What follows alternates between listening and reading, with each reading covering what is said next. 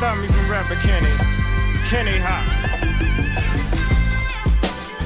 I spit it through the wire, man. Introducing our special guest for today, Flemloraps, and in his words, 𝐤𝐤𝐤. All right, baby, let's get going. You heard it, you saw it, my man Flemloraps on the E36 Unfiltered podcast. Let's get rolling, baby. Here we go. Man, absolutely, man. We're truly excited to have you on the show, man. Thank you for accepting the invitation. And like you said, man, how you? Yes, man. So tell me, how's your day been going so far? Well, this day has been kind of a long one. I had to get got some dental work done earlier, and I just got a video done. So I've just been working. Okay, so basically doing the norm, getting that the next video to drop, huh? Pretty much, yes, sir. Okay. Since we on here, man, are you gonna give a little exclusive as to what video you gonna be dropping yet? What's up? Well, this video this one's actually, I'm literally about to drop this like as we're speaking. Okay. Some news dropped about the Last Chance U coach, and I gotta get that out. So plug for a lot of people for that Last Chance U news. Okay. Yeah, you know what? You done jumped me right into the conversation already. I was gonna ask about that a little bit later on, but man, tell me, what is the thing with this connection? Because you did the video game starting off first in 2015, and then you transitioned to your niche, man. And I believe it's the What Happened To. Yeah. So where did Last Chance U come in, and what made you take that risk to get into that, and why was that so so special to you to even divert to that direction? Man, funny enough, and I didn't realize this until after the fact, like after I had really gotten into the Last Chance U video, to the What Happened To videos. Mm-hmm. My first What Happened To video was a Last Chance U video, but I did it while I was still gaming. I did it like way back, and it did, really well. So I kind of just kept up with the players, and I talked about it, and my audience had interest in it. So I used to do all types of stuff, like when I was doing NCAA gaming. Yes. Because it was an older game, I would always try to find current things that was going on so people could find me in search. You know what I mean? To see somebody still playing this old game. You know what I'm saying? So Last Chance U was one of those things that I went into heavy, and a lot of people found me that way. Wow. Okay. So that ended up kind of working in your own favor for you, basically. Oh yeah, 100%. The president of the school invited me out. I done met the director now. Oh wow. Yeah. So like we even text sometimes. So it's turned into like a whole other thing. So it's pretty cool. Okay, so tell me, man. I know for you, before I jump into it, because I gotta find out who's your favorite characters. You kind of express it in your videos here and there. But I know it can be a little different. The fact that you actually met quite a few of these people. But for you, now I know you're from Mississippi originally, correct? Right, correct. What city, man? I gotta know, what city is it? What city is Lorman, Mississippi? That's where. Have you ever heard of Alcorn State University? Come on, man. Absolutely. Yeah. Yeah. All right, so Alcorn is in Lorman. That campus is like 3 minutes from my house. I grew up on that campus. Wow. I go there to basketball every day. Okay. So that's your own backyard. So with that being said, I was wondering. I said, well, when I found out he's from Mississippi, I like, okay, so he always had a little, because pretty much everybody I knew in Mississippi, because if you guys didn't know, I used to coach at East Central Community College, which is Decatur, Mississippi. I didn't know that. Yeah, Decatur, Mississippi, man. That's way down there. But I was like, well, he knew about all the JUCO, East Mississippi, definitely. So I thought that probably was a tie as to what sparked your interest to even looking to get into that. Did it have anything to do with it?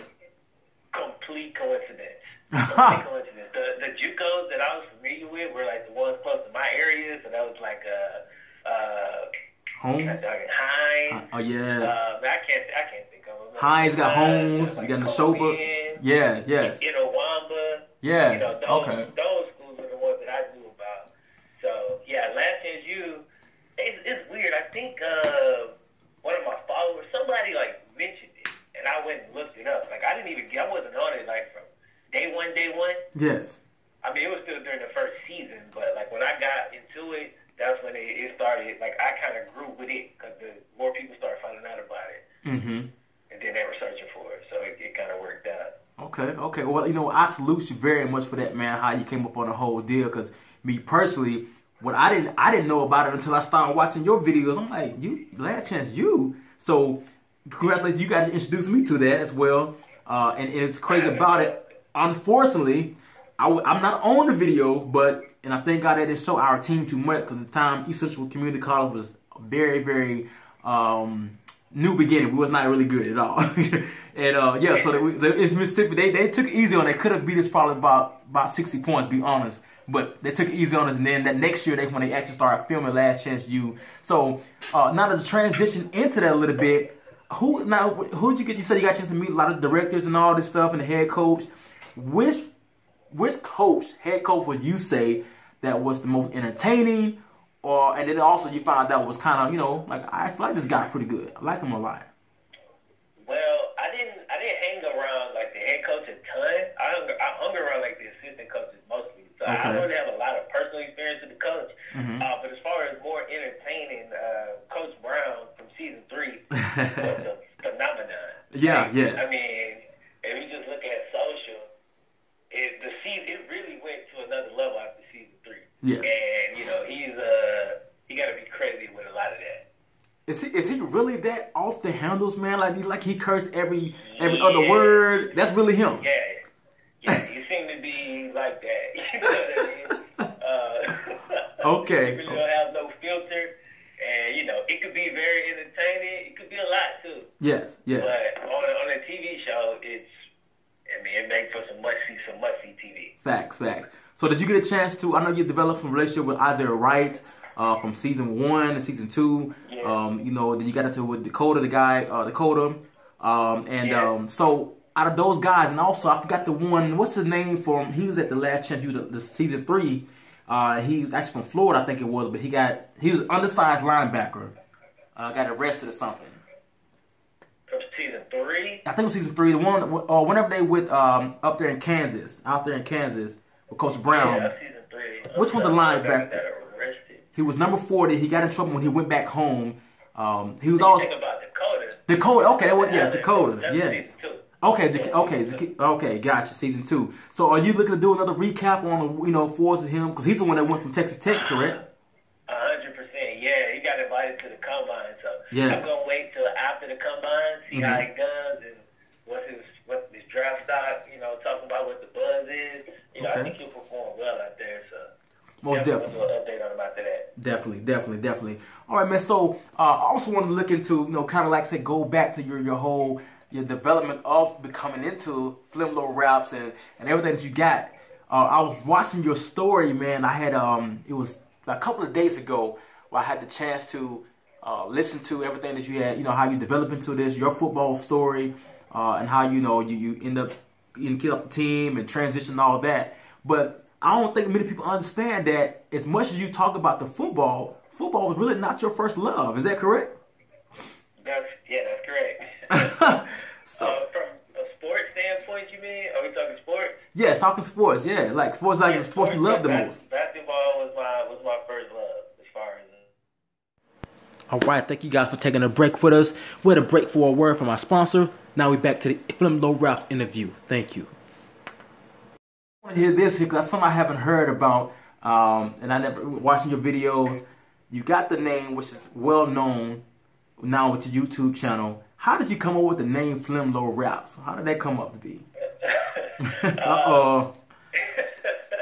It's like kind of like a lot of answers. Like I kind of came up with it over time, but when I was young, my first name is Carl. My granddad used to call me Carlo. I don't know why. He used to call me Lo. You know what I mean? So I just kind of roll with that. Last name Fleming. In college, they call me Flem. Okay. So, like everybody who knows me from there. So I just kind of threw those two together, Flemlo, and then I threw the raps on the end of it just from a branding perspective. I thought that would be cool because when I was starting YouTube, that was my initial. I was gonna like chronicle, you know what I mean? Me going from sales to like building a YouTube channel and becoming like a rapper. Like that was my initial thing. Okay. Oh, so now you gotta unfold to how did you end up, with that being said, how did you end up going from that standard journey to end up getting into this, doing the video game stuff and going a complete other direction? How did you do that? Yeah, when I got on YouTube, I didn't really understand how the platform worked. So I thought that I was just trying to build like, become like a personality. So I just wanted to bring people into all the things that I was interested in, which included gaming. Yes. Right? So I thought I could do everything, which I was doing everything for, maybe a month. Yes. And the gaming videos are doing a lot better. So, after a while, I'm looking at my analytics and I'm kind of going through the whole thing. And I started to realize that, okay, man, this gaming thing, like, people really like the gaming stuff for me. You know what I mean? They like where I edited and everything like that. So I was like, okay, cool. I started looking around YouTube and noticing that the NCAA football 14 videos, while they were older videos, the comments were new. Like, people were still going back and watching, like, old dynasties that people had done. So I'm like, okay, it's a market for this still. Yes. You know what I mean? So I went heavy. I made that kind of my main thing, NCAA, and I did everything you could think of. I created characters. I did dynasties. We did, like, a short book. People were very invested. It was pretty upset with me when we switched. We later stopped doing gaming, too, but... I feel like I got everything out of that game that you could get out of it. And I kind of feel like now it's almost like it's weird to say, a renaissance. It's like that game now is hotter than Madden on YouTube. Yes. But at the time, it wasn't like that. Yeah, you're right. It was not like that. All about Madden at that time. Yeah. Okay, so... It's like a lot of people that went back to it, man, and there's some dudes out there making some amazing content on NCAA right now. Wow. So, okay. It's dope. Okay, so now looking into for all the entrepreneurs that are trying to get into that game, and even myself, I'm trying to build that platform through my YouTube and most of my podcasts, really. But how did you really monitor how long did you set yourself up? Like, hey, I'm gonna give this amount of time to see if this platform works, or me doing the video games or doing this. Did you kind of give yourself a timetable? And for those who are trying to wonder, how do you measure that? Yeah, what I ended up doing, like initially, I quit my first job. I was working commission, so I still had a couple chicks coming in for a couple months. So I was like, all right, 2 months, I'm gonna do this. This is what I wasn't thinking about it realistically. I'm gonna do this and see what happens. Nothing happened. I mean, I was picking up some momentum and growing the channel, but I wasn't making no money. So then I had to get another sales job. When I got that one, I sent my girlfriend down at the time, my wife now. And I told her, I was like, all right, look, it's going to take me a maximum of 3 years. I was 27. I was like, in 3 years, we can be, this could basically be our life. You know what I'm saying? Versus, at the time, I was working like 80 hours a week, Absolutely. Stressed. Yes. And so she kind of rolled with it, and I got another sales job, and I built that channel every day while going to work for about a year. It took me a year to get of uploading every day to get to like 5,000 subscribers. But I did the math, so at that point, if I uploaded 3 videos a day, I could make enough to pay my bills. So once I got to that point, I quit that second job and did 2 videos and a live stream every day, and I just grinded it out for like another year. Wow. Yeah, I grinded out for like another year doing that every day. I had to drive Uber at one point to kind of pick up the income when it was down. It was a grind, man. It was. When I think back on it, it's hard to put myself back in that mindset, but man, that was tough. It was tough. And it was like straight grinding. You know what I mean? Yeah. Yeah. Put a lot into it though. That's what's up, man. But you had a vision, you had a mark for it, and I'm gonna tell you what people may be slipping on. The biggest thing is, man, outside of your own personal grind, you had a woman that was willing to ride with you about it. Like that's major. Huge, yes. It was huge. If she didn't support it, honestly, it wouldn't have worked. Ain't no way it would have worked. Yeah. Because we had to scale back our lifestyle pretty dramatically for like a year and a half. That's a long time to sacrifice. No guarantee in the end. Yes. Yeah, absolutely. So my next thing, so what was your guarantee as to? Like I said, it's just very interesting to hear the story for somebody has become so successful with it. How did you say you gave yourself a year? Did you already see certain I guess sponsors out there that hey, if I hit this many likes or whatever, then they'll start picking me up. How did you kind of switch that into income? How did you know that's going to be able to come income?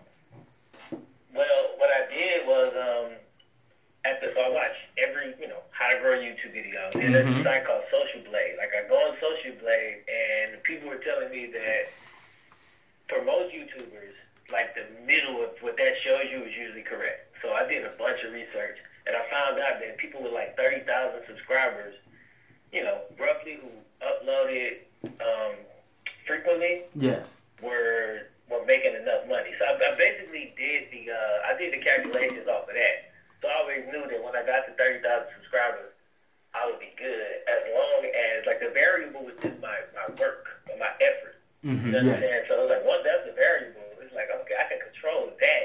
I was like, some of these guys are really good. Some of them aren't. You know what I mean? But facts. Yeah. They grinded for like 2 to 3 years. They could still get up to about 30,000 subscribers. That's why 3 years was my max. Yes. 1 year was my minimum. Yes. I ended up doing it in 1, but I was prepared to do it for 3. Wow. Before I got there. Yeah. Because you don't know if you're good. Yeah. Like, nobody can take it except the audience. Yes. So I was like, even if I'm trash, 3 years I can make it happen. Yeah, you can develop it something in 3 years. I'm gonna get better somehow. Exactly. So would you contribute a lot of that push, man, and even that tech savvy? Because like I said, watching your video, you said it was kind of funny. Like my father, like he was the tech geek, like in a way of that. If he walked to the store, I could sell him anything and he would buy it, So you say he didn't may have that unbelievable knowledge of how to work it, but he was so into it. So that you feel that you kind of grasp that aspect? Because to me, I feel the hardest thing is really understanding how to edit your stuff and find the right websites and all that, the apps and all that stuff. So did you develop that kind of niche once you got in there, or did you already have that niche beforehand, just growing up? Yeah, I was always, my dad did I inherited that tech bug from him. But like some of the other things, it's just, I think problem solving is probably the thing that helps the most. Yes. You know what I mean? Like, cause if you can solve problems, then you can figure it out. Like cause you don't have really no time limit. Yes. So it's just you. Nobody rushing you, so you can take as long as you need to learn how to edit. Like when I learned how to edit, I was just go to YouTube videos, how to edit Adobe Premiere Pro, and I would pause that thing, rewind it like every 5 seconds. Like I'm editing this, like, you know what I mean? Yeah. One little part, I go back and watch the video, wait, now how you do this again? I did that for like the first few months. And it take me forever to edit a video. And then, eventually you get it. And even now, I'm not the most technically the best editor ever, but I know how to do what I need to do. Yeah.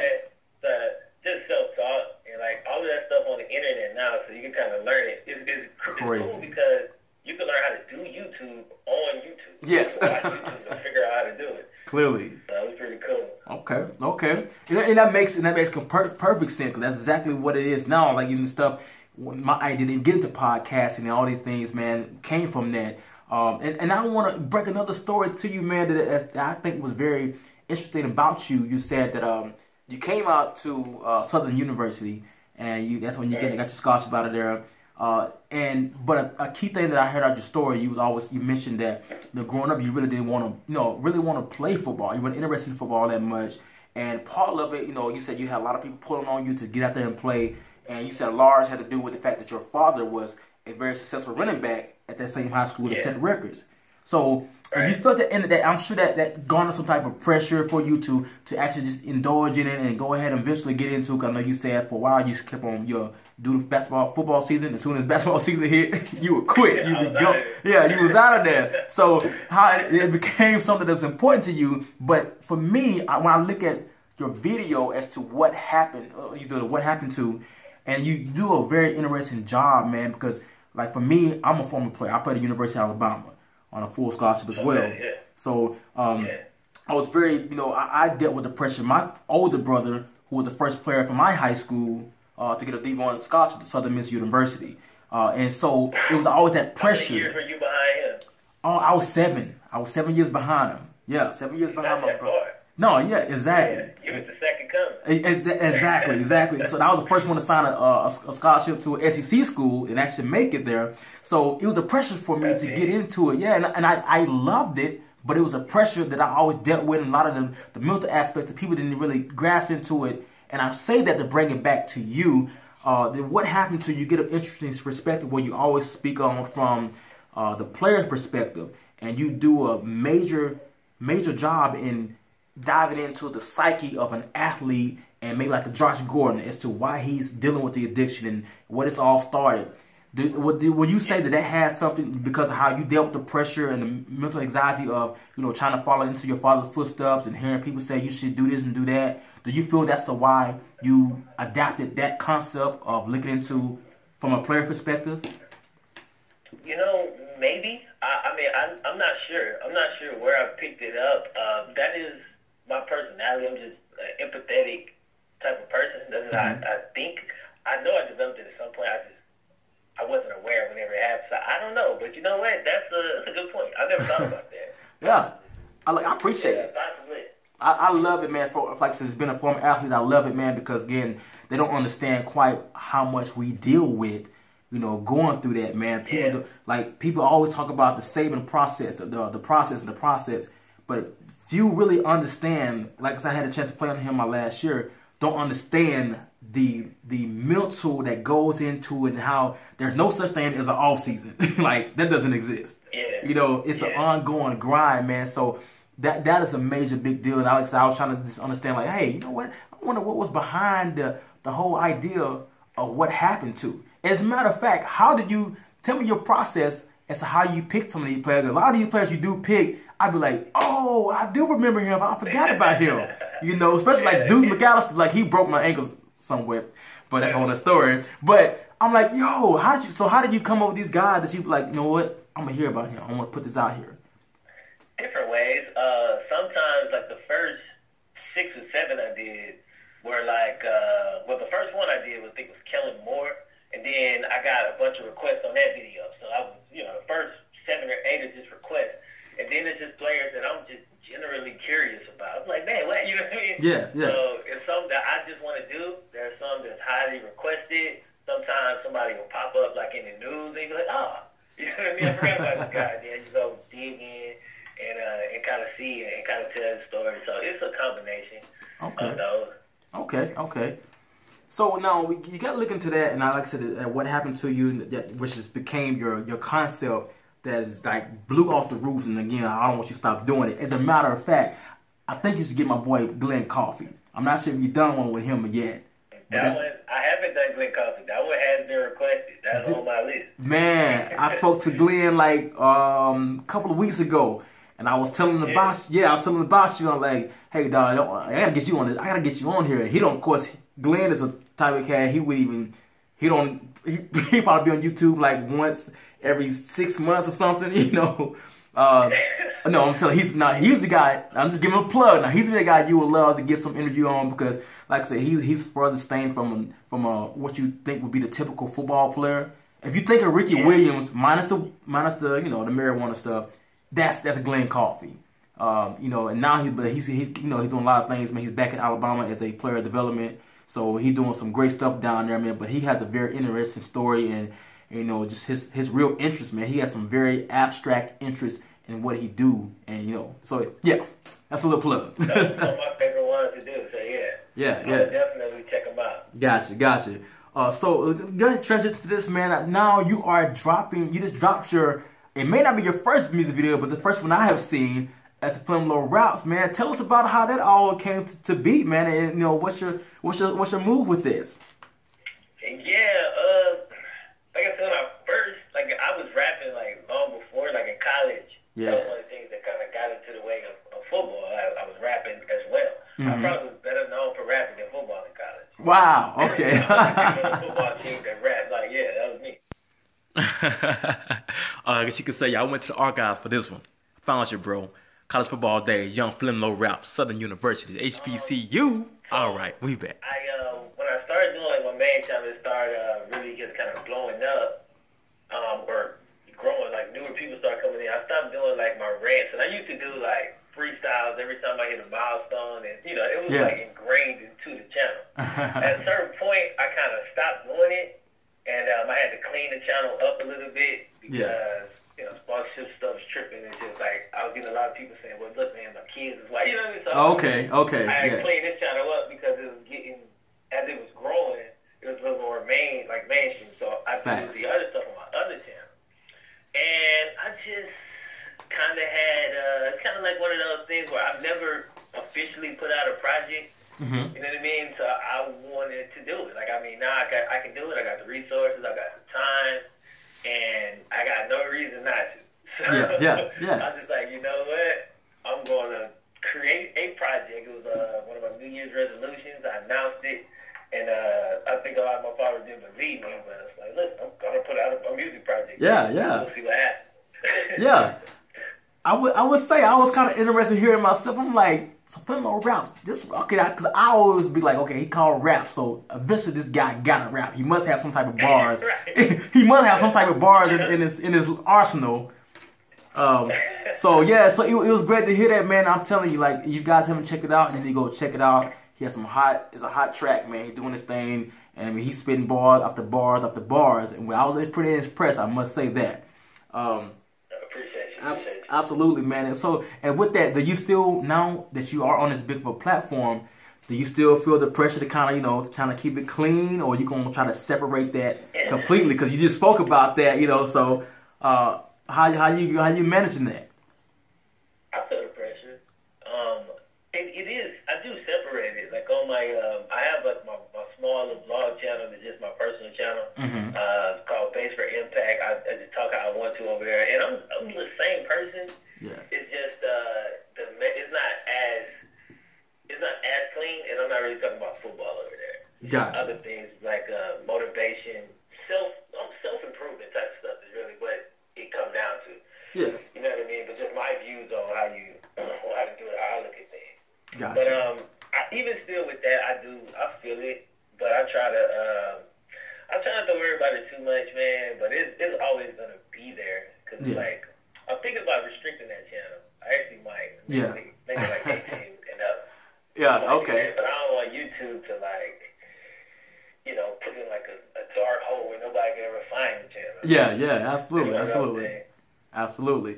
So tell me right there, do you still at this point in time and with all this you got going on with the YouTube channel, now you started your rap career and everything, I know you have you dealt with the YouTube, if it even exists, the YouTube groupies yet? You know? I mean, I don't know if it exists like that on my level. You know what I mean? Because there's not a whole lot, unless you got to have like probably millions.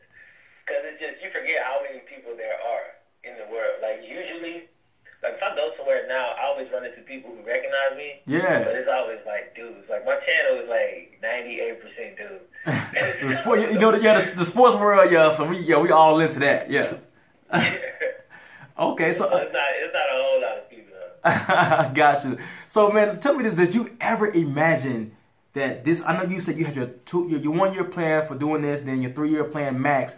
Did you ever imagine that it would garner this level of type of success and income that's going to continue to blow, and I'm praying to continue to grow for you?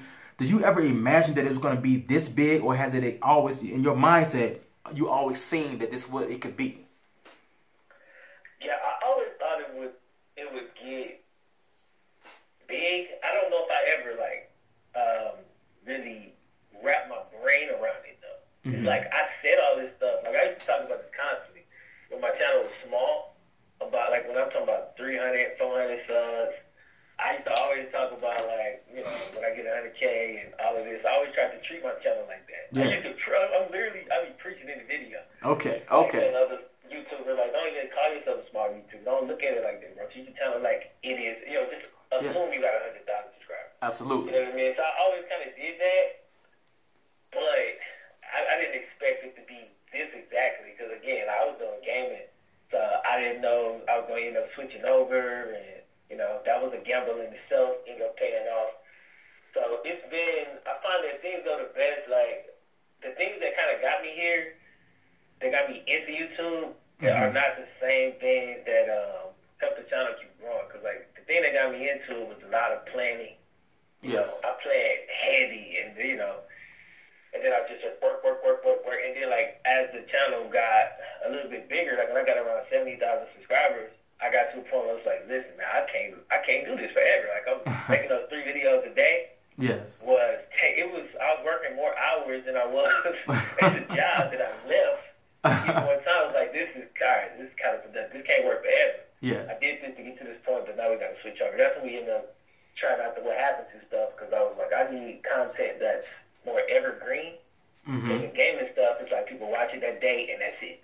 Yeah, so that video, it dies immediately.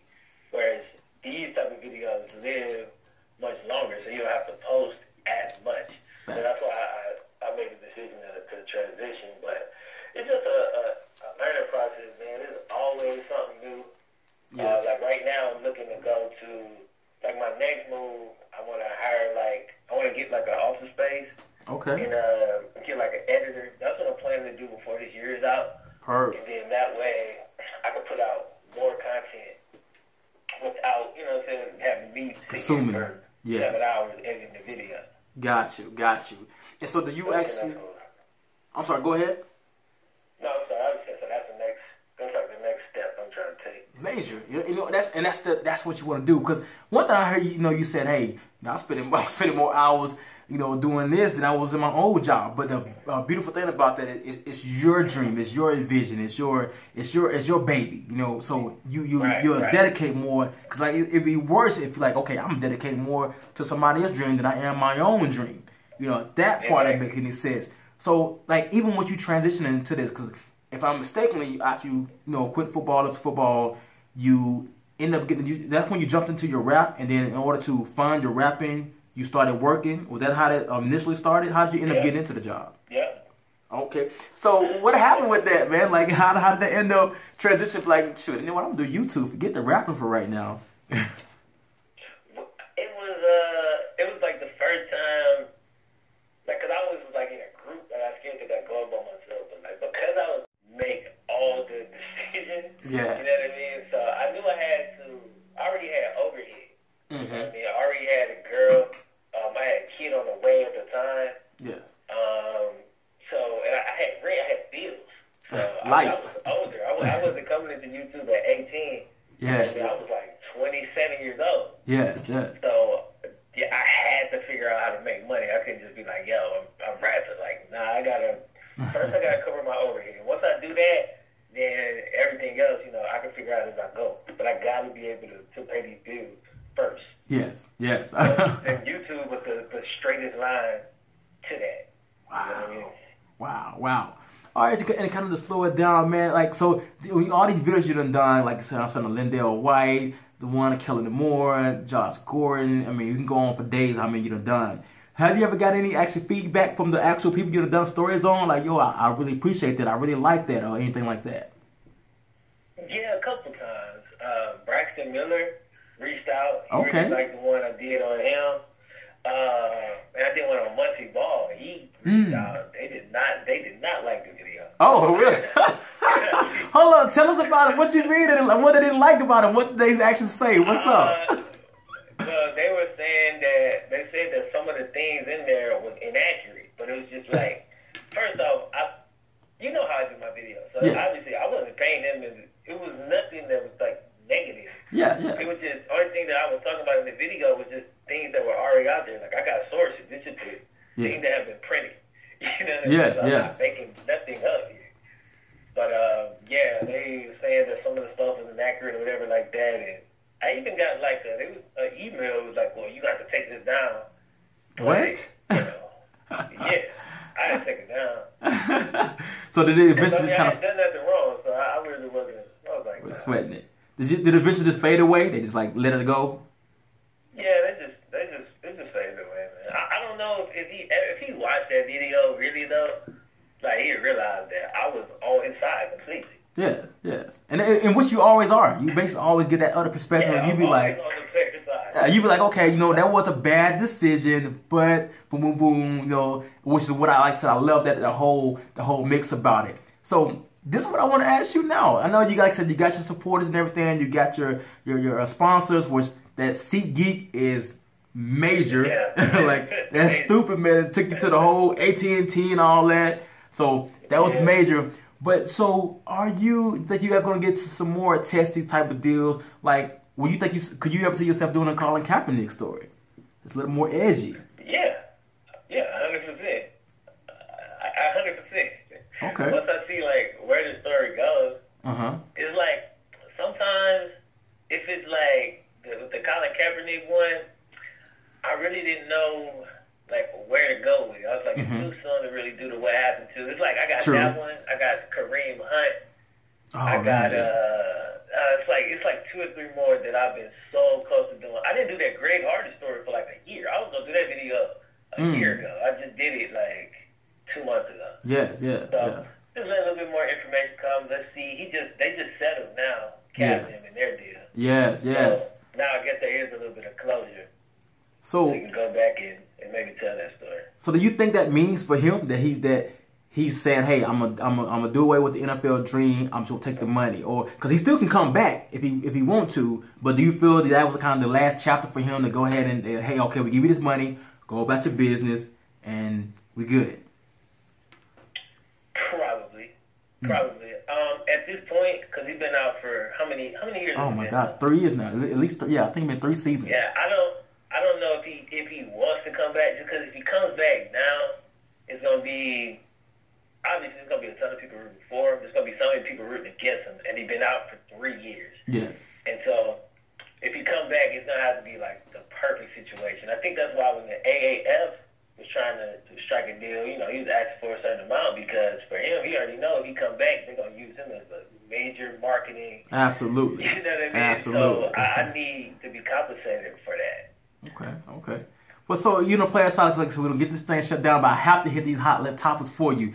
As you talk about, the things of that nature, what do you think about the Antonio Brown deal, man? How do you? Because I'm a player myself. Now, Le'Veon Bell, for me personally, I'm like, yo, you got to get your money. I completely understand it. I'm not.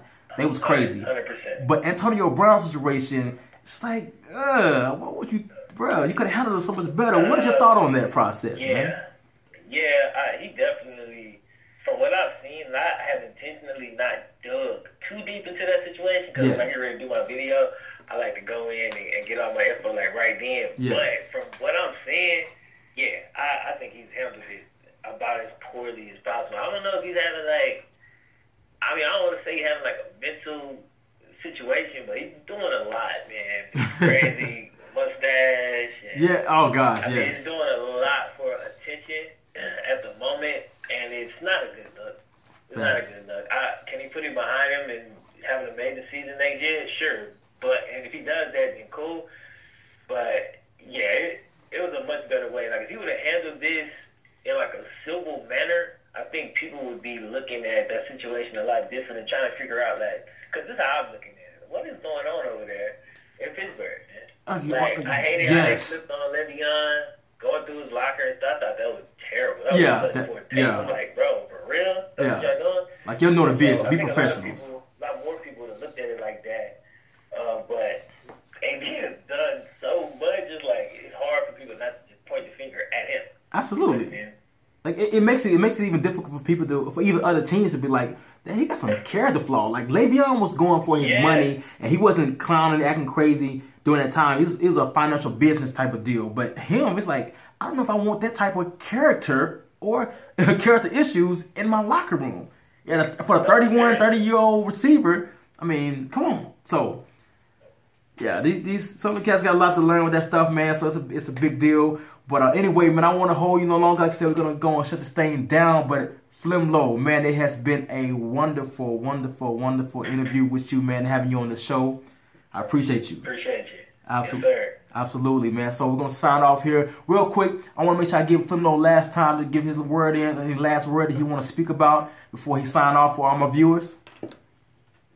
Just thank you for having me. Dope show. Look forward to checking out this whole season. Y'all can check me out, YouTube, Flemloraps, Instagram, Twitter, everywhere, Flemloraps. Absolutely. That's what's up, man. We appreciate you again, once again, for being on here. We're going to chat some more, man. Later on, let you know how everything going. We're going to get this thing to drop. So, everybody, it's your boy, 𝐥𝐤𝐤, E36, Unfiltered live podcast show. We thank you very much. Signing out, episode 2, Flemloraps. They can't stop me from rapping, Kenny hot. I spit it through the wire, man. There's too much stuff on my heart right now, man. I gladly risk it all right now. It's a life or death situation, man. Y'all, yeah.